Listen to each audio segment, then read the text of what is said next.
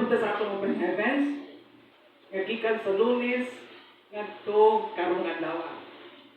Sa Lunes, ang unang topic nato is about banish unbelief.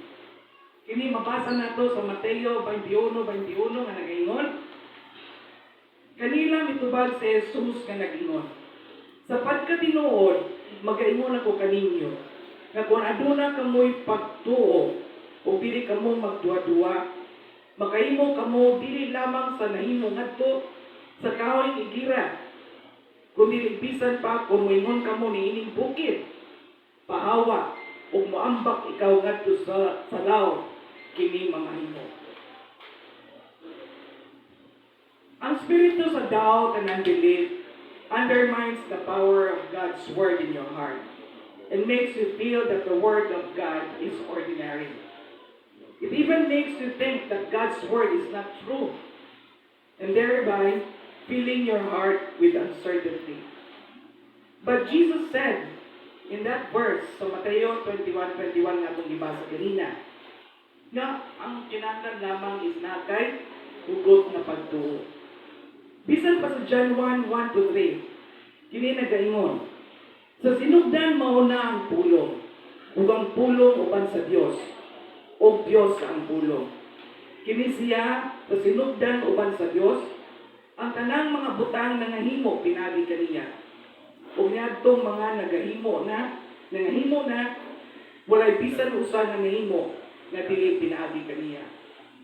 Sa Hebreo 4:12 kini nagaingon, kay ang pulong sa Dios buhi ug nagalihok nga gamhanan, labi pang mahait kaysa espada nga duhay sulab. Ug modulot ngadto sa gitagbuan sa kalag o espiritu, sa mga lutahan o sa mga kauyukan, ug mutugkad sa mga unahuna o katuyuan sa kasing-kasing. And in 1 John 4:4, mga anak, kamo iya sa Dios, ug sila inyo nang gidaog. Kay siya nga naa kaninyo, labaw pa kay kaniya nga niya sa kalibutan. These verses tell us that there is no limit to what a believer can achieve when he or she proclaims God's word in faith. And God wants to use you mightily and shine His light through you so that He will be glorified.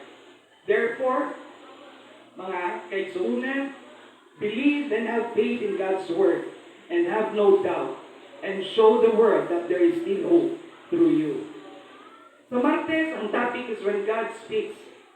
In Genesis 1:3, kini nagaingon, ug miingon ang Dios, mahimo ang kahayag, ug diha na ang kahayag.